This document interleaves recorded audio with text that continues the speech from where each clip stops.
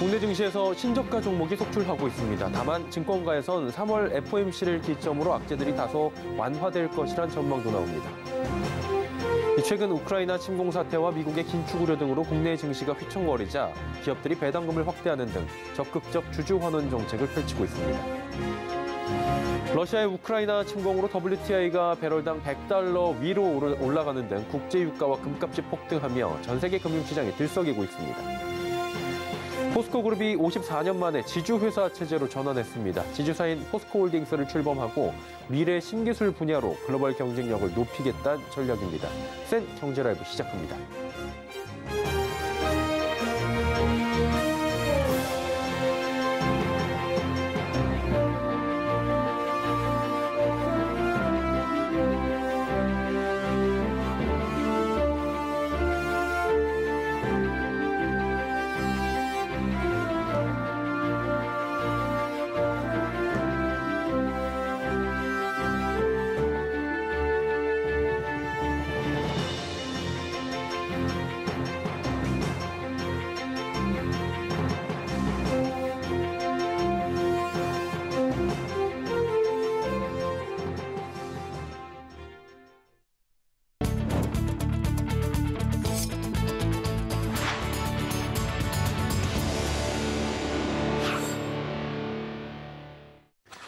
시청자 여러분 안녕하십니까? 센 경제라이브 서정덕입니다. 국내 주식시장에서 52주 신저가 종목들이 속출하며 혹독한 한파가 이어지고 있죠. 투자자들의 근심이 깊어지고 있는 가운데 3월 FOMC를 기점으로 증시 반전을 꾀할 수 있다는 전망도 나옵니다. 김혜영 기자입니다. 주식시장에서 52주 신저가 종목이 속출하고 있습니다. 올해 상장 종목 10개 중 4개는 최저 주가를 기록한 것으로 나타났습니다. 미국 연준의 긴축 우려에 투자 심리가 악화됐고 최근 러시아와 우크라이나의 지정학적 위험까지 더해지며 하방 압력이 강해진 겁니다. 증권가에선 3월 FOMC를 변곡점으로 악재들이 완화되며 분위기 반전을 꾀할 수 있을 것으로 전망하고 있습니다. FOMC 지나면서 좀 턴어라운드 할 것으로 보고 있습니다. 지금은 경제 지표가 좋으면 금리 인상 부담, 경제 지표가 안 좋으면 경기 불안 이런 이슈들로 계속적으로 하방 압력을 높여왔다면 통화 정책적인 측면에서 그림을 명확하게 보여준다면 특히 FOMC 전까지 코스피 변동성 확대는 비중 확대 기회라는 조언입니다. 달신증권에서는 코스피 2600선대 이하에선 변동성을 활용한 분할 매수 전략이 유효하다고 설명했습니다. 이와 함께 증권가에서는 우크라이나 사태의 영향력이 지속될 수는 있지만 이미 증시에 선반영됐고 미국과 중국의 경기 회복 등 긍정적인 요소가 더 클 것으로 판단하고 있습니다. 우크라이나 사태에서 약간 대화 여지나 이런 부분들이 좀 남아 있고요. 서방 국가가 이제 직접적으로 전쟁 개입까지는 좀 최악의 상황까지는 조금 배제를 하고 있기 때문에 3월 FOMC를 약간 변곡적으로 해서는 약간 악재들이 좀 완화되면서 지수가 조금 반등할 여지가 있지 않을까라고 보고. 서울경제TV 김혜영입니다. 러시아가 MSCI 지수에서 퇴출될 가능성이 제기되며 국내 증시의 자금 유입 기대감이 높아지고 있습니다. MSCI 지수 연구 책임자인 다미트리스 멜라스는 고객과 투자자가 시장에서 거래할 수 없다면 러시아 증시를 계속 포함하는 것은 의미가 없다며 지수에서 러시아를 제외시키는 것을 고려하고 있다고 밝혔습니다. 국내 증권사들은 러시아가 퇴출될 경우 4조 원에서 최대 8조 원가량이 국내 증시로 유입될 수 있다고 분석합니다. 삼성증권은 MSCI 신흥국 지수 추종 자금을 약 1조 8천억 달러로 추정한다며 러시아를 제외하고 나머지를 기존 비중으로 분배할 경우 대략 8조 4천억 원의 외국인 자금 유입을 기대할 수 있다고 분석했습니다.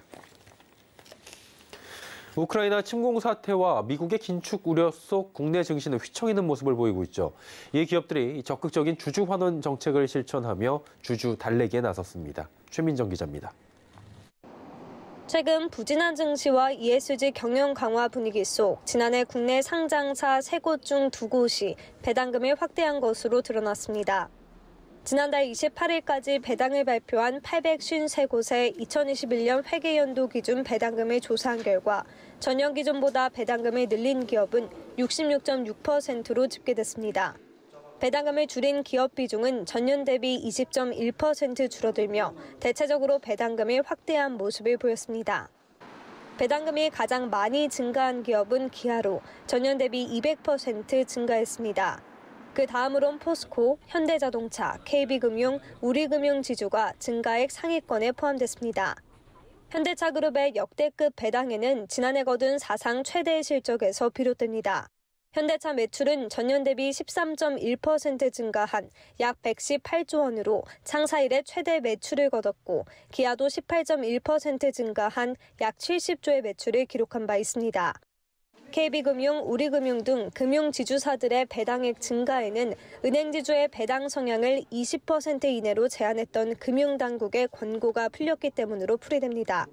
전문가들은 이러한 주주 환원 정책 강화는 침체된 증시 환경 속 주가 상승의 동력이 될 것이라고 조언했습니다.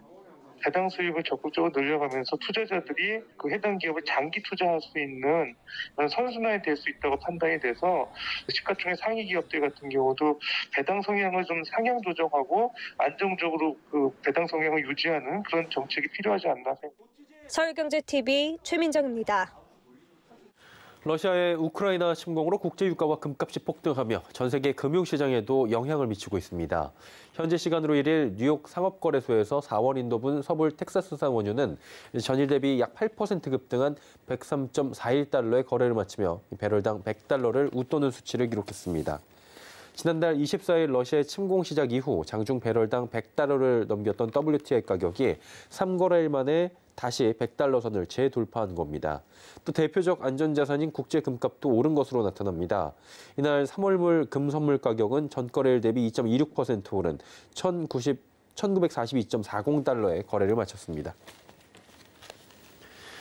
최근 철근 콘크리트 업계가 공사 대금 인상을 요구하며 셧다운을 예고하는 등 강력한 시위에 나섰습니다.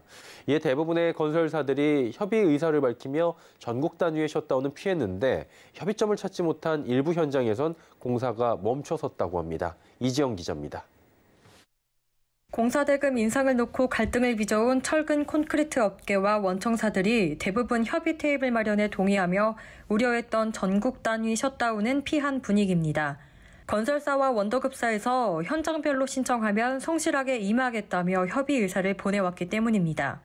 철권연합회에 따르면 오늘 오후 1시 기준 건설사와 원더급사 총 35곳에서 협의안을 보내왔습니다.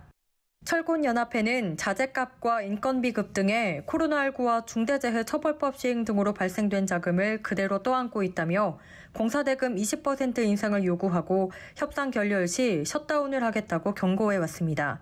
이에 어제까지 협상 의사를 밝힌 원청사들의 현장은 셧다운 위기를 모면하며 정상 가동했습니다. 협의 의사를 보이지 않은 일부 건설사들의 현장에 대해선 오늘부터 전면적인 공사 중단에 돌입했습니다. 지금 저희들이 협조가 안 되는 그 비협조적인 원청 시공사에 대해서는 일단 무기한 셧다운하는 걸로 이렇게 지금 진행을 하고 있습니다. 철권연합회는 오늘이라도 협의 의사를 보내오는 건설사에 대해선 내일부터 공사를 재개할 방침이라고 말했습니다. 셧다운을 진행하는 오늘 4일까지도 의사표시가 없다면 무기한 셧다운에 돌입한다는 입장입니다. 서울경제TV 이지영입니다.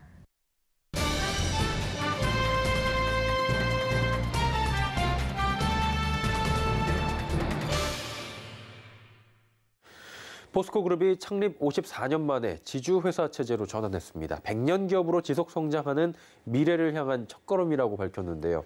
경제산업부 문다희 기자와 함께 포스코 지주회사 체제 전환부터 사업 계획들 짚어보도록 하겠습니다. 문 기자, 지금 전환을 공식화한 거잖아요. 이 배경부터 먼저 짚어볼까요? 네, 안녕하세요. 포스코그룹의 지주회사인 포스코홀딩스는 오늘 서울 포스코센터에서 출범식을 가졌습니다. 최종호 포스코그룹 회장은 오늘은 포스코 역사에서 제2의 창업이 시작되는 날이라며 포스코홀딩스의 출범은 100년 기업으로 지속 성장하는 포스코그룹으로 다시 태어나는 첫 출발이 될 것이라고 말했습니다. 최 회장은 지주회사를 중심으로 사업회사들의 경쟁력을 강화하고 미래성장 사업을 발굴해 친환경 미래소재 대표 기업으로 발돋움할 것을 주문했습니다. 또한 최종호 회장은 포스코홀딩스는 리얼 밸류 경영을 통해 그룹의 가치를 획기적으로 제고해 나가야 한다고 강조했습니다. 리얼밸류는 기업 활동으로 창출되는 모든 가치의 총합으로 사회 공동체의 일원으로서 사회 구성원들에게 제공하는 경제적, 환경적, 사회적 가치를 포괄한다고 설명했습니다. 예, 그렇다면 이 홀딩스의 구성은 어떻게 되고 어떤 역할을 담당하게 됩니까? 네, 포스코홀딩스는 그룹 경영을 담당하던 200여 명의 인력을 중심으로 경영전략팀과 친환경 인프라팀, ESG팀, 친환경 미래소재팀, 미래기술연구원 등의 조직으로 구성됩니다. 특히 미래기술연구원은 신사업 R&D와 핵심 기술 확보에 집중하고 국내외에 우수한 연구 인력을 유치해 인공지능과 2차 전지, 수소 등 미래 신기술 분야 기술 개발을 이끌 계획입니다. 이와 함께 포스코홀딩스는 그룹의 7대 핵심 사업으로 철강과 2차 전지 소재, 리튬, 니켈, 수소, 에너지, 건축 인프라, 식약을 꼽았습니다. 이 사업들의 경쟁력 제고를 통해 철강 탄소 중립 완성과 신모빌리티 견인, 그린 에너지 선도, 미래 주거 실현, 그리고 글로벌 식량 자원 확보 등 5가지 지향점을 실현합니다. 이를 통해 친환경 미래 소재 대표 기업으로 거듭나 오는 2030년까지 기업 가치를 3배 이상 끌어올린다는 목표입니다. 그렇다면 이 핵심 사업별로 어떤 계획들이 지금 나와 있습니까? 네, 먼저 기존의 철강 사업 부분은 포스코로 물적 분할돼 수소 환원 제철과 CCUS 기술 등 친환경 생산 체제로의 전환을 주도합니다. 탄소 중립 생산 체제로의 단계적 전환과 친환경 인프라 구축을 통해 글로벌 경쟁력을 더욱 공고히 한다는 겁니다. 2차 전지 소재 사업은 글로벌 고객사와의 협력을 기반으로 오는 2030년까지 양응급제 생산 능력을 68만 톤까지 확대하고 선도 기술 확보를 통해 글로벌 탑티어로 도약한다는 보관입니다. 리튬과 니켈 사업은 이미 확보한 자체 광산 염호와 친환경 생산 기술을 활용해 본격적인 개발에 착수하고 오는 2030년까지 리튬의 경우 22만 톤, 니켈은 14만 톤 규모의 생산 능력을 갖출 계획입니다. 수소 사업의 경우 7대 전략국가 중심의 블루, 그린 수소 글로벌 공급망 구축과 핵심 기술 개발 투자 등을 통해 오는 2030년까지 50만 톤, 2050년까지 700만 톤 생산 체제를 구축합니다. 에너지 사업 분야는 LNG와 암모니아, 신재생 에너지는 친환경 중심의 사업 전환을 가속화하고 건축 인프라 분야는 친환경 및 스마트 기술을 기반으로 제로 에너지 빌딩, 모듈러 건축물 등 환경 친화적 사업을 강화할 계획입니다. 식량 사업의 경우 조달 지역 다변화와 밸류체인 확장을 통해 성장을 더욱 가속화한다는 방침입니다. 그 지역 투자도 지금 나선다고 하는데 이 과정에서 지역차별 논란이 있었고요. 잠재우기에도 나섰다고 하는데 이게 구체적으로 어떻게 하겠다는 겁니까? 네, 포스코가 지역 투자와 지역 협력 방안을 내놓으면서 지역차별 논란 지우개에 나섰습니다. 구체적으로 전남 광양제철소에 3년간 약 5조 원을 투자하기로 했습니다. 우선 올해 광양제철소 2사 고로 개보수와 친환경 자동차 전기 강판 생산 능력 증대 사업 등에 1조 7천억 원을 투자합니다. 이는 지난 3년간 평균 투자액인 1조 1천억 원보다 54.5% 증가한 규모입니다. 내년에는 신사업 등의 1조 7천억 원을, 2024년에는 1조 5천억 원을 추가로 투자합니다. 이는 전남 광양 지역에서 불거질 수 있는 지역차별 논란을 잠재하기 위한 것으로 보입니다. 포스코는 지역사회와 정치권의 반대로 포스코홀딩스와 R&D 조직 본사를 당초 서울에서 경북 포항으로 변경했는데 또 다른 제철소가 위치한 광양의 불만도 적지 않았기 때문입니다. 예, 포스코 지주사 출범과 지역 투자 계획들까지 짚어봤습니다. 경제산업부 문다희 기자였습니다. 수고하셨습니다. 감사합니다.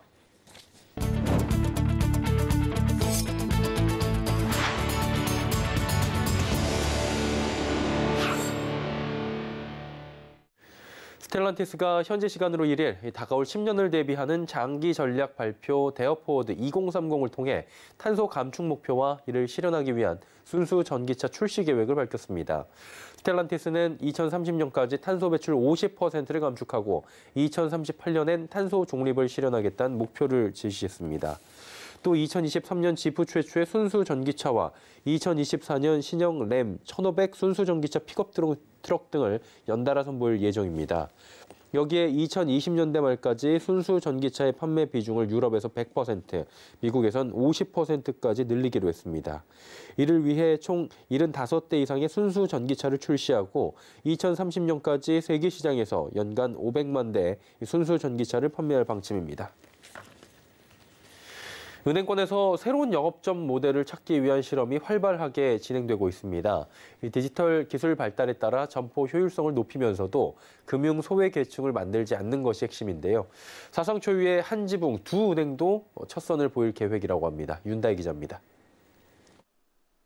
은행업계 라이벌인 KB국민은행과 신한은행이 공동점포 운영을 위해 손을 맞잡았습니다. 이들은 지난해 점포 폐쇄의 대안으로 공동점포 운영에 합의했으며 상반기 내에 경북 영주에서 운영하기로 했습니다. 공동점포는 한 건물에서 두 은행 직원들이 금융 업무를 보는 방식으로 국내에서 이를 추진하는 것은 이번이 처음입니다. 최근 코로나19 이후 금융의 비대면화가 급격하게 진행되면서 금융 취약계층의 소외 문제가 커진 탓입니다. 지난해 신한은행 월계동 지점, 국민은행 목포 지점은 폐쇄하려 했지만 지역 주민 반발에 부딪혀 출장소 전환으로 방향을 튼 바 있습니다. 공동점포는 한 공간에서 두 은행이 영업하면 과열 경쟁과 영업 전략 유출, 점포 관리 책임 소재 등 여러 우려가 나옵니다. 그럼에도 공동점포를 운영하기로 한 것은 오프라인에 최소한의 거점을 두면서 비용은 줄이고 기존의 거래 고객은 유지하기 위해서입니다. 공동점포가 성공할 경우 점포 폐쇄 대안으로 떠오르며 금융권 전반의 공동점포 협력을 가속화할 것으로 보입니다. 이외에도 시중은행들은 다른 업계와 손을 잡고 디지털 혁신 점포를 도입하고 있습니다. 신한은행은 이달 중 서울 광진구 소재 GS 더 프레시 광진 하양점 안에 은행 점포를 마련합니다. 국민은행은 다음 달 지하철 고속터미널역 안에 있는 노브랜드에 KB 디지털뱅크를 만들 예정입니다.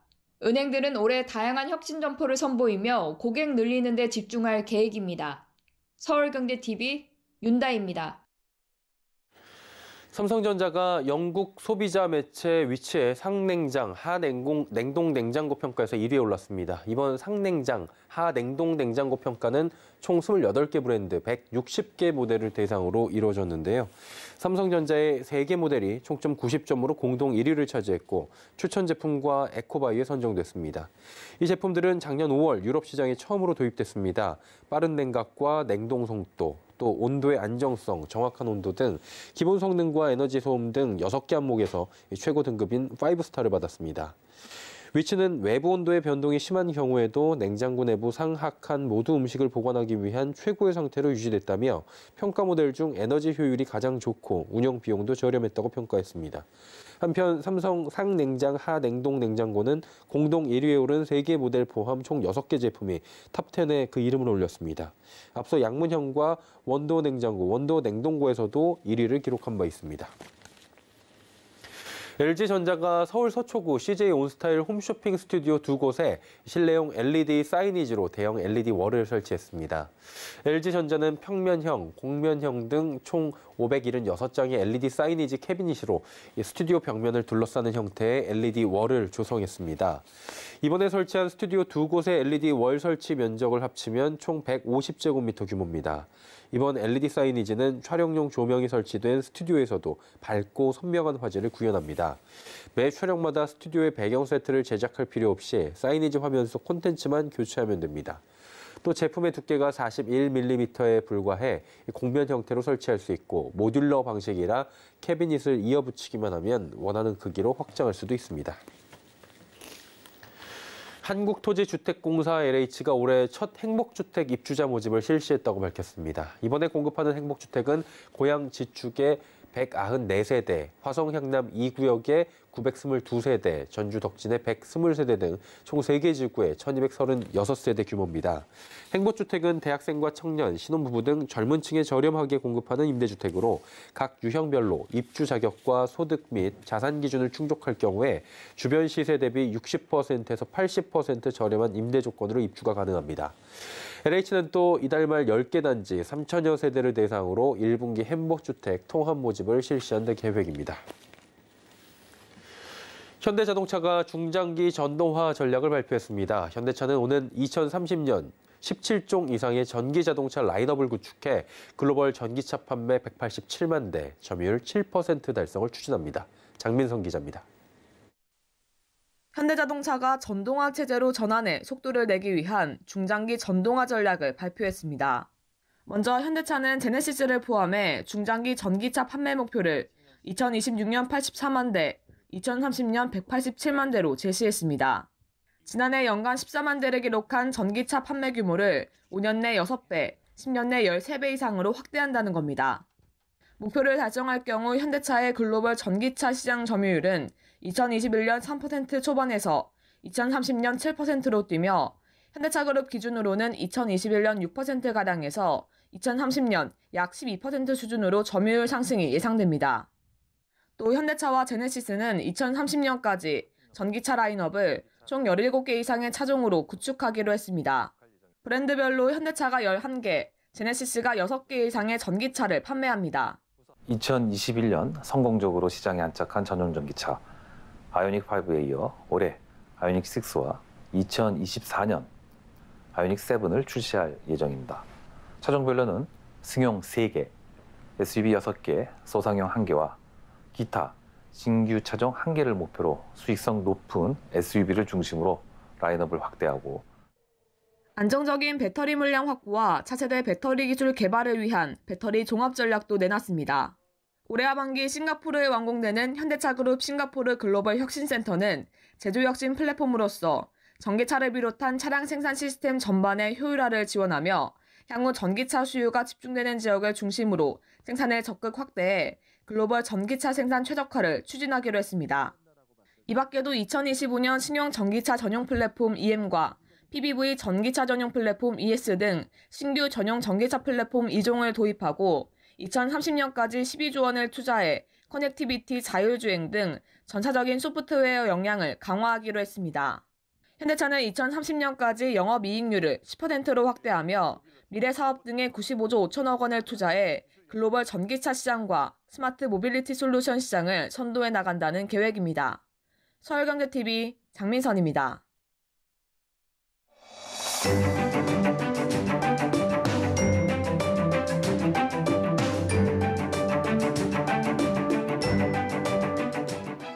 안녕하세요. K웨더 라이프스타일 예보 신지수입니다. 내일도 일교차가 커서 감기 조심하셔야겠습니다.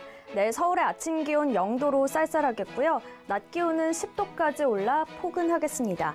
모레까지 기온이 들쑥날쑥해서 옷차림 잘해주셔야겠습니다. 여전히 곳곳으로 건조특보가 발효 중입니다. 여기에 내일 오전까지 동쪽을 중심으로 강한 바람이 불겠고요. 강원 산지는 강풍 예비특보도 내려졌습니다. 산불이 나면 크게 번질 수 있어서 불실 관리 잘해주셔야겠습니다. 내일까지 맑은 날씨가 이어지지만 국에 먼지가 유입되겠습니다. 내일 대부분 지역의 미세먼지 농도 나쁨 수준이 예상돼 주의하셔야겠습니다. 다음은 자세한 지역별 날씨입니다. 중부지방 내일 아침 기온 서울 0도, 춘천 영하 5도 보이겠고요. 한낮에는 서울과 춘천 10도에서 11도 선 예상됩니다. 동해안 지방 강릉과 울진은 아침 기온 2도로 시작하겠습니다. 낮 기온은 강릉 8도, 울진 10도 보이겠습니다. 남부지방 광주의 아침 기온 1도, 대구 영하 1도 보이겠습니다. 낮에는 광주와 대구 15도에서 16도로 일교차가 매우 크겠습니다. 내일 물결은 동해상에서 최고 4m로 매우 높게 일겠습니다. 금요일에는 수도권을 포함한 서쪽 지역에 오후 한때 비 소식이 있습니다. 날씨였습니다. 센 경제 라이브 저희가 준비한 소식은 여기까지입니다. 편안한 저녁 시간 보내시길 바랍니다. 고맙습니다.